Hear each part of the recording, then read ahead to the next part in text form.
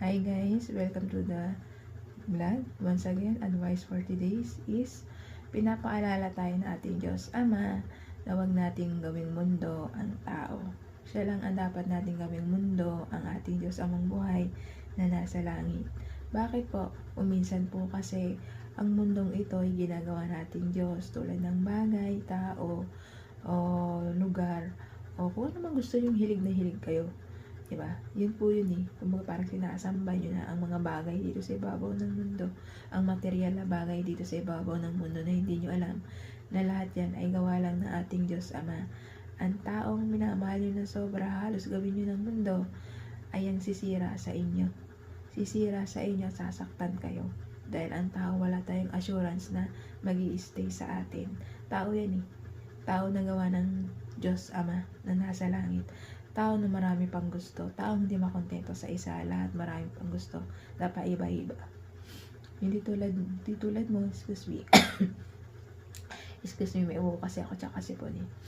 So, yun po, gawin po nating mundo ang ating Diyos. Huwag po tayong makakalimot.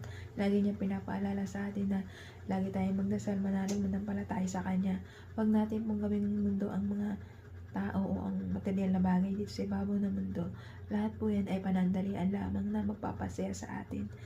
Papasayahin ka, bukas wala na, sasaktan ka na at iiwan ka na. Tulad ng bagay, ngayon maganda, bukas makalawa luma na, diba? Parang sa relasyon din yan. Ngayon masaya kayo, bukas wala na, hindi ka niya na mahal, iba na pala ang mahal niya. Kaya minsan nilalayo tayo sa mga ganyang bagay, sa makamundong itong mundo, ginagawa natin kasing mundo kasi nakakalimutan na natin ang Diyos Amang buhay na nasa langit na gumawa sa atin, na pinapaalala niya tayo na lagi kayong manalangin, magdasal sa Kanya at lumapit, na hindi po kita may sakit kayo, may problema kayong malaki, saka lang kayo lalapit. Pwede bang hindi ganun?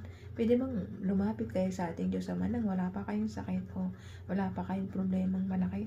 Yung kumbaga araw-araw magdasal kayo para may bless tayo niya at lagi niyong isama sa pang-araw-araw na buhay niyo ang ating Diyos Ama na lumikha dito sa ibabaw ng mundo, sa ibabaw ng lupa na to, ng mundong ito. Huwag po kasi natin gawin mundo ang mundong ito.